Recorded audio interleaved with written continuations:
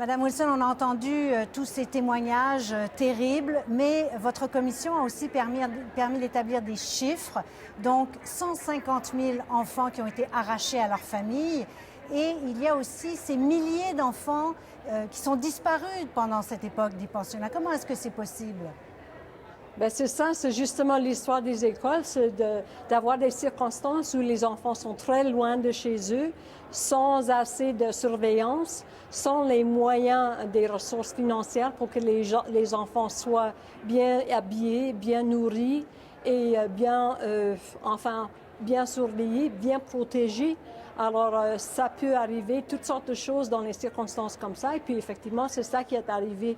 Ou bien les enfants qui ont crevé des épidémies comme le tuberculose qui était très fréquent dans les écoles, ou bien les enfants qui sont morts dans les feux parce que c'était des bâtiments terribles, ou bien d'autres, les pauvres, qui essaient de se sauver à tel point ils souffraient des abus, et puis soit ils se sont perdus dans la brousse, ou bien se sont noyés, ou bien même un cas où il y avait des petits jeunes on les a retrouvés tout seuls, les bras entourés les uns des autres et gelés à mort.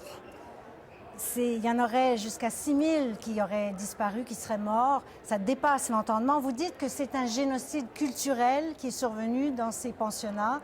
Alors maintenant que ce rapport est déposé, qu'est-ce qui doit être fait? Qu'est-ce qui doit changer? Mais ce qui doit changer, c'est l'ignorance du Canada d'abord. Ça, c'est la toute première chose.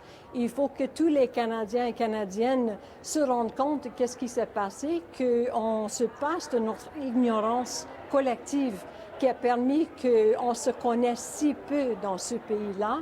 Et ça, il faut qu'il y ait des changements de curriculum et bien la création du curriculum nouveau, approprié pour les écoles. Mais ça faut aussi qu'on change les choses dans le domaine public. Donc ça passe par l'éducation. Est-ce que c'est le gouvernement fédéral qui doit prendre le leadership là-dedans?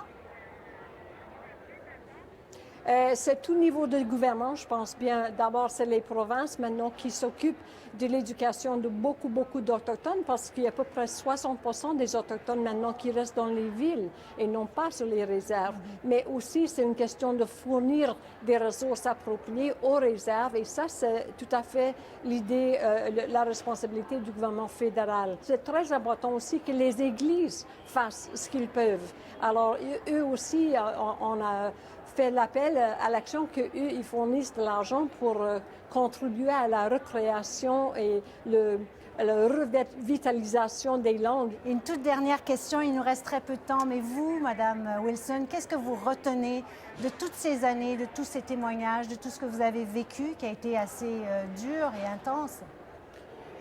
Ben, je vais faire une réflexion à savoir qu'est-ce que je fais maintenant pour continuer quand même à avancer, à faire ma part.